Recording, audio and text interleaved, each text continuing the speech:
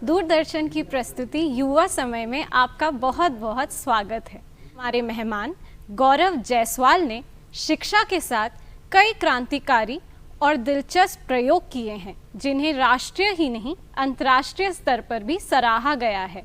Swedish सरकार की तरफ से young connectors of future award, IIM Lucknow से प्रेरणा award, Tata institute of social sciences से ipreneur award, global teachers meet से अनसंग हीरो अवार्ड जैसे कई पुरस्कारों से इन्हें और इनके काम को नवाजा गया। आपके काम को इतनी सराहना मिली है, इतनी प्रशंसा मिली है, राष्ट्रीय ही नहीं अंतर्राष्ट्रीय स्तर पर भी स्वीडिश सरकार ने आपको पुरस्कार दिया है। तो सबसे पहले आप ही के शब्दों में जानना चाहेंगे कि शिक्षा में आप क्या काम कर रहे हैं। और शिक्षा के क्षेत्र में जो मेरा काम है वो मोटे तौर पे हम लोग मैं और मेरी टीम, हम सारे साथी मिलकर के अनुभवात्मक शिक्षा के क्षेत्र में काम करते हैं। और अनुभवात्मक शिक्षा यानी ज़्यादातर जो हमारे देश में शिक्षा का काम है वो बहुत ज़्यादा क्लासरूम और किताबों पे आधारित और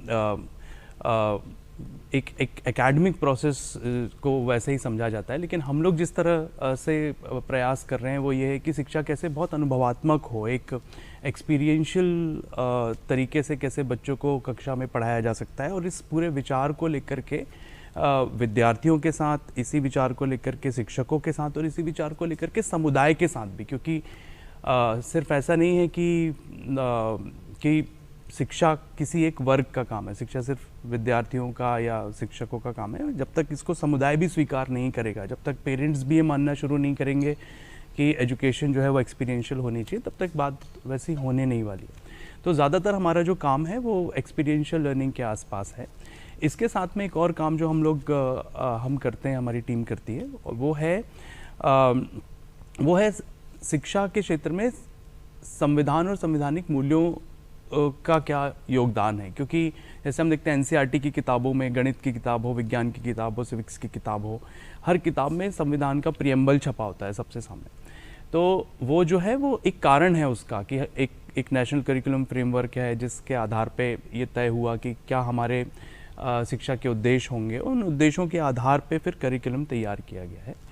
तो लेकिन ये जो बात है कि ये इसका उद्देश्य है कि हम संवैधानिक मूल्यों पे आधारित नागरिक तैयार कर सकें जो आगे चल कर के हमारे जो संविधान का सपना है वैसा देश तैयार कर सकें। तो इस बात को कैसे हम शिक्षकों तक लेकर के जाएं और ज़्यादा से ज़्यादा समुदाय तक लेकर के जाएं, ये एक हमारा काम है। हम तो इंजीनियरिंग की पढ़ाई से आपने शिक्षा पर ये जो स्विच किया, शिक्षा में आप काम कर रहे हैं, तो इस सफ़र के बारे में बताइए कि ये कैसे शुरुआत हुई।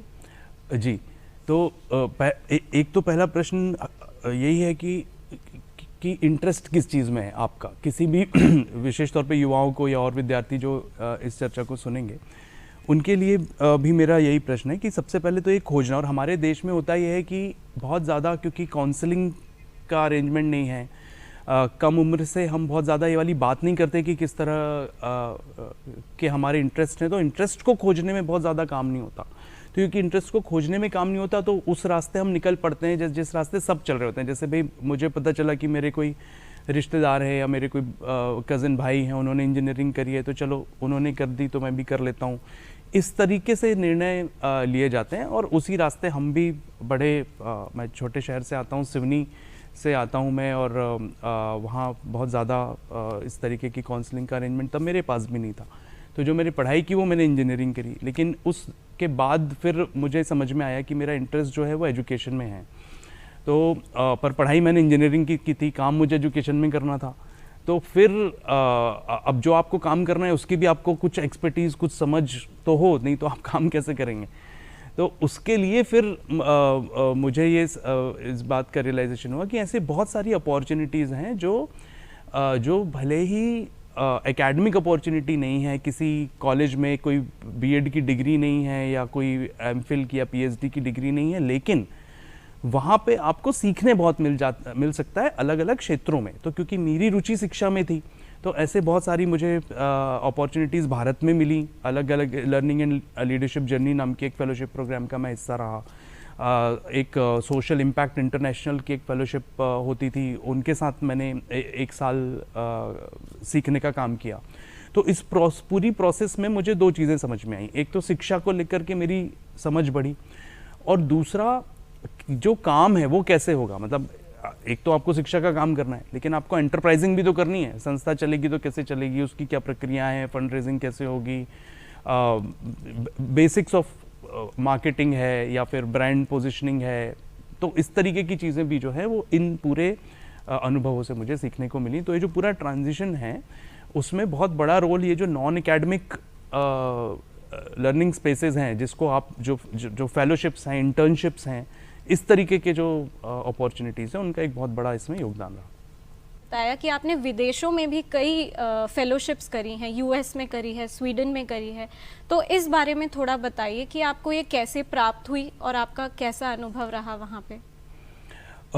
तो मैं उदाहरण के तौर पे स्वीडन वाली जो जिस कार्यक्रम में मैं था स्वीडन में, उसका नाम था यंग कनेक्टर्स ऑफ फ्यूचर।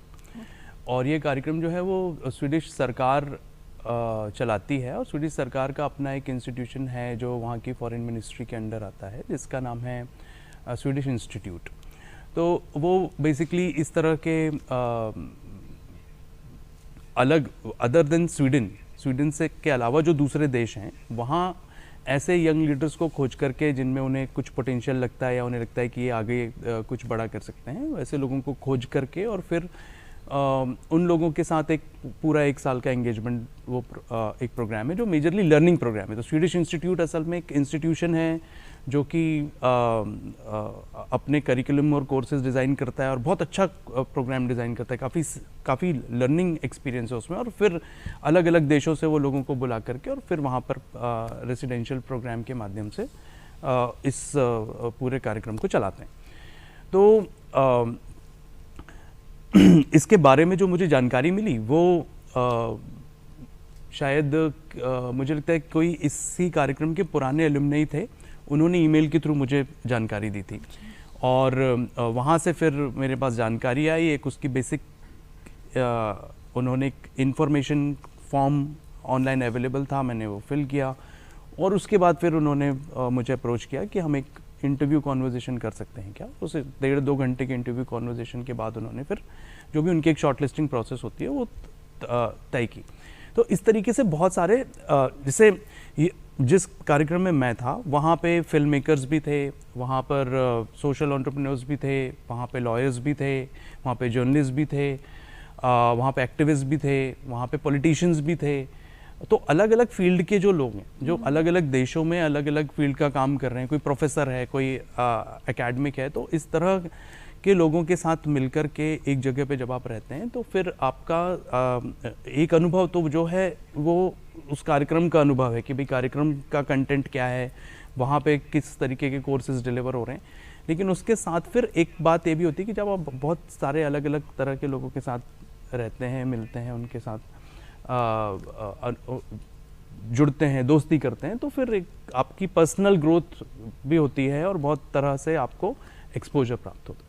बिल्कुल। तो आपने जैसा बताया कि आपने फिनलैंड के शिक्षा प्रणाली का बहुत गहराई में अध्ययन किया है, तो ऐसी कौन सी बातें थी जो आपको गौरतलब लगी या आपको लगा कि ये अगर भारत में लाई जाएं वहाँ की शिक्षा प्रणाली से तो भारत का भी फ़ायदा होगा, इस तरीके का कुछ? ये बड़ा आपका मज़ेदार क्वेश्चन है कि फिनलैंड में की शिक्षा व्यवस्था में ऐसा क्या है जो हमारे काम आ सकता है। तो मैं आपको बताता हूँ मुझे क्या लगा जब मैं फिनलैंड गया और मैंने वहाँ के स्कूल्स देखे। मैं वहाँ पे टीचर एजुकेशन यूनिवर्सिटी में भी रहा, उनके साथ टीचर्स के साथ मैंने काफ़ी लंबी लंबी चर्चाएं करी, स्कूलों में बच्चों के साथ चर्चाएं करी, पेरेंट्स के साथ चर्चाएं करी। तो मुझे जो समझ आया वो ये है कि तो 1936 में जब देश आज़ाद नहीं हुआ था तो भारत में एक चर्चा चली कि देश आज़ाद तो हो जाएगा लेकिन हम आज़ाद भारत के बच्चों को क्या सिखाएंगे,